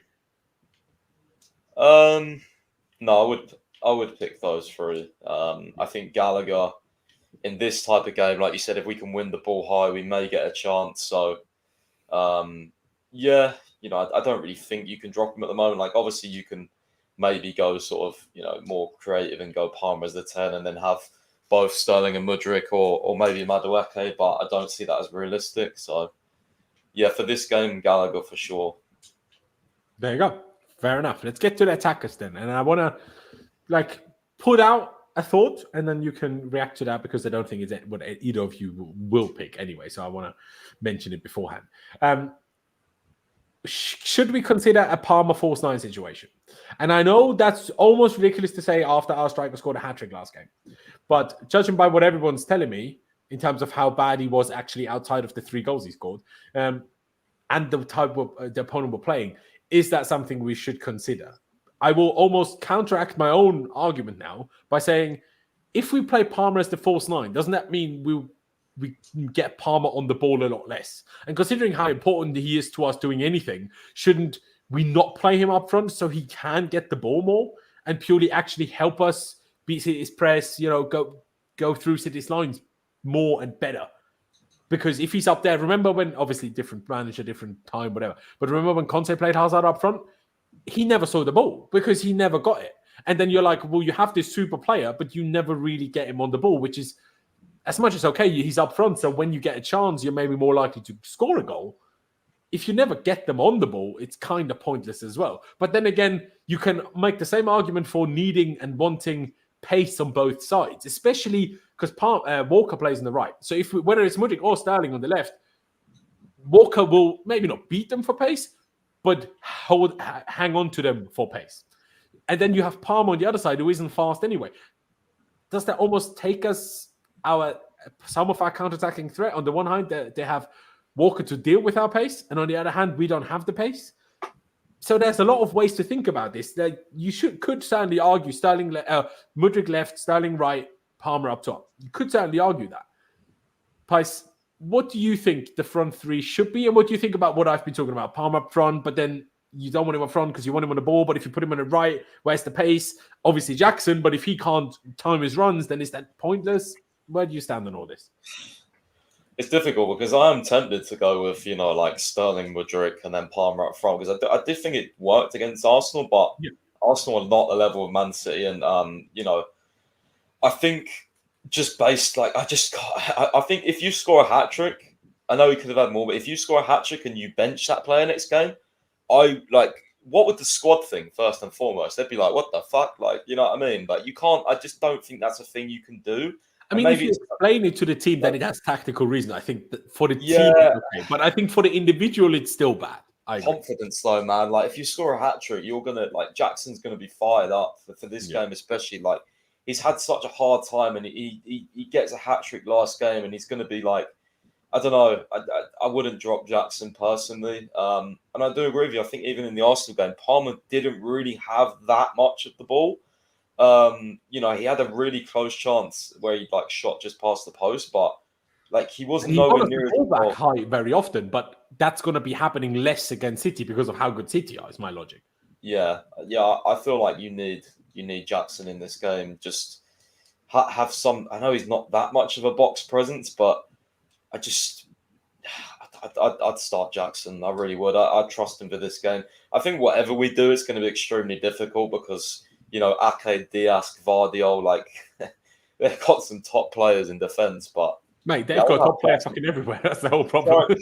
I'd have Jackson try and stretch him. You know, there's probably even an argument just based on like tactical reasons that you maybe don't even play Palmer in this game, but that's not even a debate because of how good he's been. You know, so.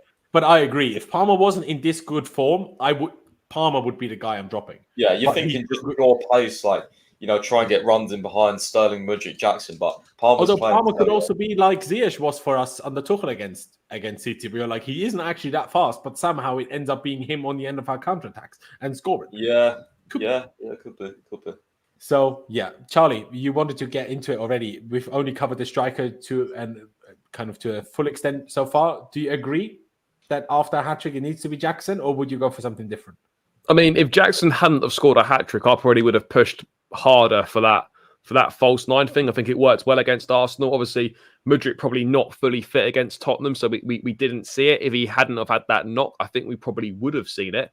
Look, I can absolutely hear the argument for it, but I just think, as you said, like, you can't drop someone after they've scored a hat trick. I mean, yeah, as you said, you maybe from a tactical point of view to the team, yeah, sure. But to that individual, when you're trying to build up players, and particularly when Jackson's gone for a pretty rough patch and he's got a hat trick away at Tottenham and he's really built his confidence up, to then drop him for the next game just gets rid of all that confidence you've just kind of built up in him. So, like, as much as, you know, it would be tempting to do that false nine, I think it could work very well. I just don't see in any position how you can bench someone that scored a hat trick the previous game. I just don't think you can do it. So yeah, I think you have to leave Jackson up there. It's as simple as that, really.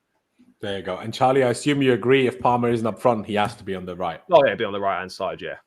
Of course. Now we get to this left winger, and a lot of people in the chat already discussing Sterling got a star, drop Sterling is not good.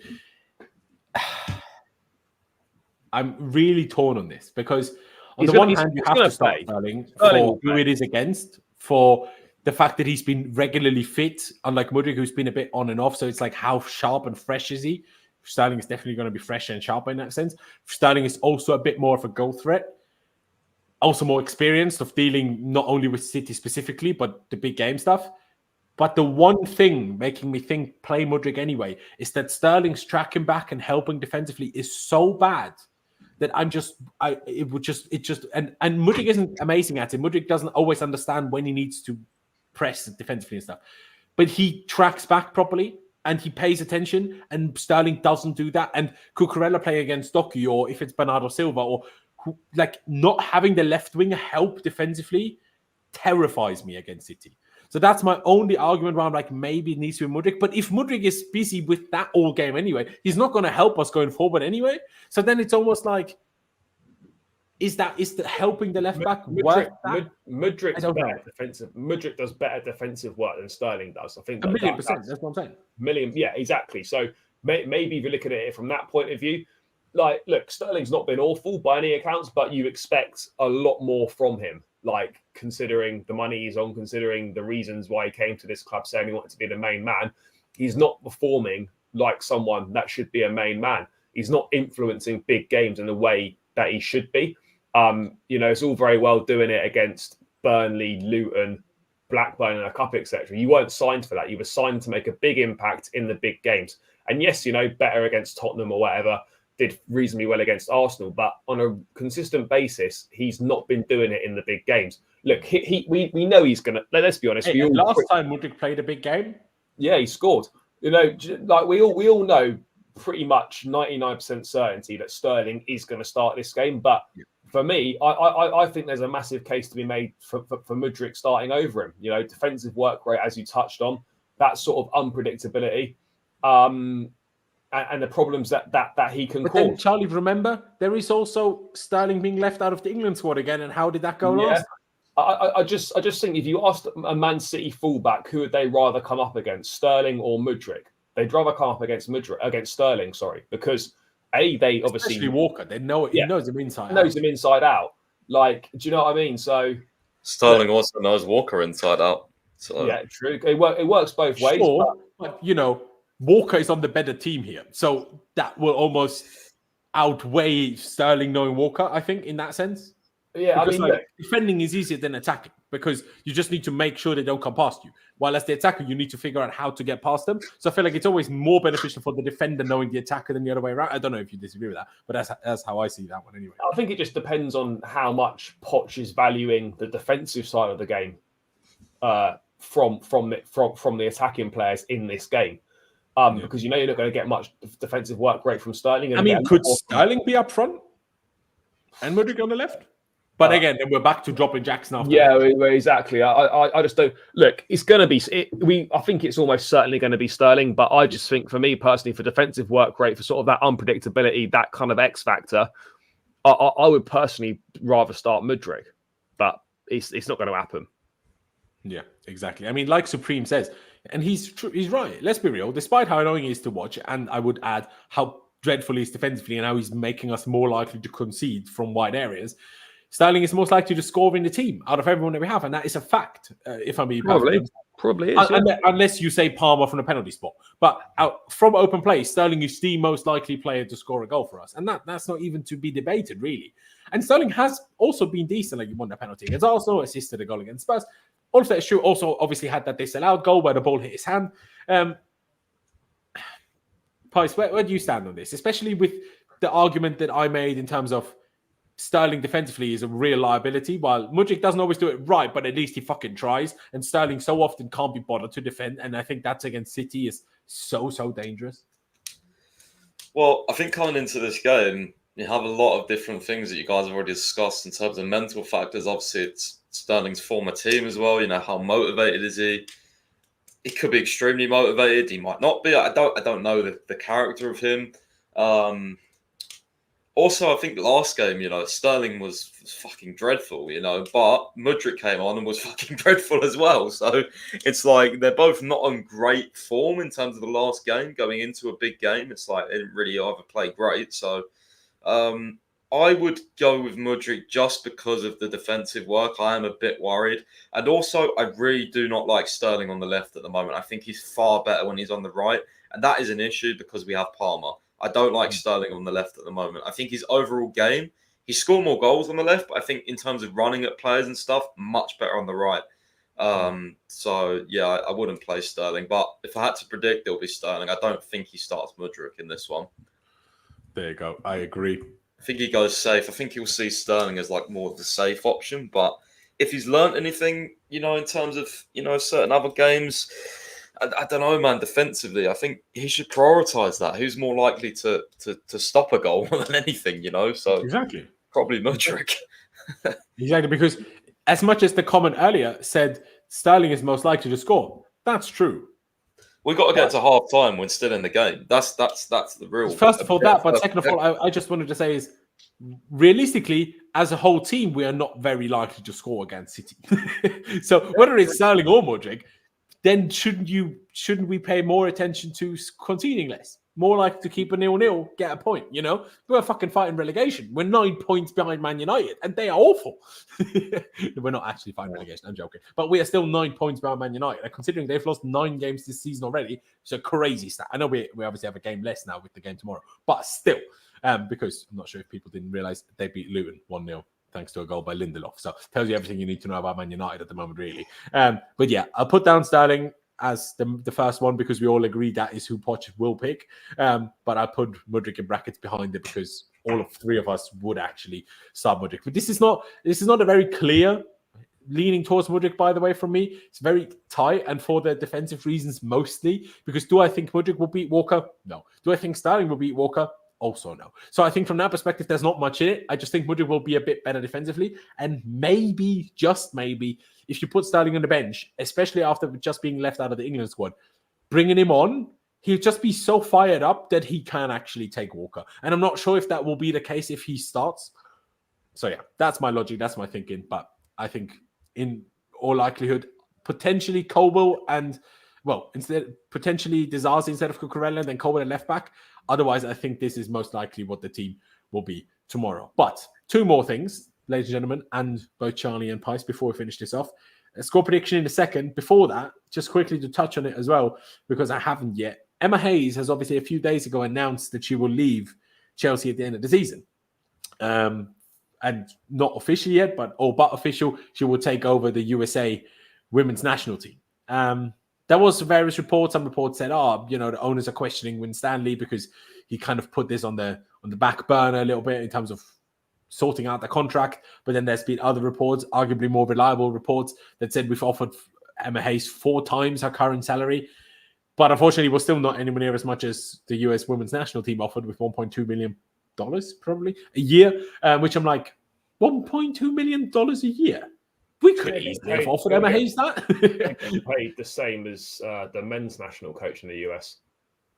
Even that is outrageous, quite frankly. Should be paid 3 times as much. Look at how bad their men's national team is. Do you know what I mean? Compared to the women's one, although they didn't do good at the last World Cup either. But yeah, I'm going to focus on the positives. I'm going to try to not be like, did Winstanley mess up, as much as I tweeted about that. But did Winstanley mess up? Is it to do, are the owners not good? And that's why Emma all of a sudden wants to leave after 12 years at the club. I'll just give her the benefit of the doubt, and let's just celebrate the iconicness of her 12 years at the club. I really hope to everything that she manages to win the Women's Champions League this year, because then she has literally completed club football in England. And that would just be a phenomenal way to bow out. If she doesn't, hey, so be it. She's still potentially the greatest female manager to ever live, quite frankly. And that is an outrageous statement to make for someone. So, thank you to her. I would have hoped that she stayed, because Emma leaving now is the end of the whole Roman Abramovich era at Chelsea. Emma leaving is kind of the last one left in a way. And what I fear is that a lot of the superstars in the women's team will also leave without Emma, because Emma Hayes has seemingly, from what I've gathered, kind of been a mother figure to a lot of these players, especially ones that come from abroad. Sam Kerr's contract is out at the end of the season. Will she stay without Emma? I don't know, man. Do you know what I mean? So, and I just really hope that the women's team doesn't face the same negative transition that the men's team faced in the last year and a half, 2 years. I just really, really hope that doesn't happen. But to stay on the positives for now, hopefully they win the Champions League this season. And yeah, thank you and good luck to Emma Hayes. But to finish it off, score prediction for tomorrow. Pice, I'll start with you. What are you saying? 2-1 City, I think. 2-1. Okay. Charlie?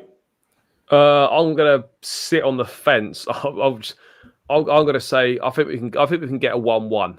But that's probably the amount of people that have said 1-1 this week. Like that's probably more. That's probably more like hope rather than actual. Do you reckon? I think 1-1 is the most likely result. I think it's what everyone seems to be going with. Like even Gary Neville said 1-1. I think Paul Merson said 1-1. Like it's kind of a lot of faith in us, you know. I'll go with a 1-1.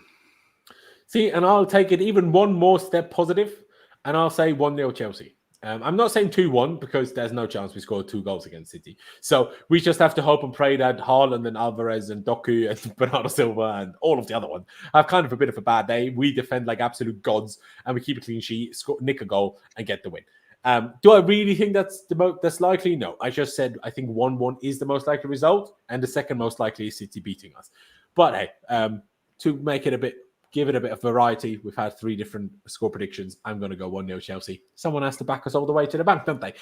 So yeah, that'd be absolutely Absolutely brilliant. So, yeah, ladies and gentlemen, I think it's about time we round this one out. Please do check out both of my wonderful guests down in the description below. Of course, Charlie's channel, you guys will pretty much all know it by now, but Blue Beretta CFC, the link is down in the description. Just hit the ad, takes you to his channel, and subscribe. And, of course, the same goes for Pys, not his YouTube channel, but his Twitter. Of course, check it out. Chances are you've literally every single one of you is following him already. But if not, please do. And also check out his website, londonsfirst.com, as always, linked down in the description. But yeah, ladies and gentlemen, also subscribe to this channel if you haven't already. We'll be back tomorrow for player ratings and live reaction live stream straight after the game.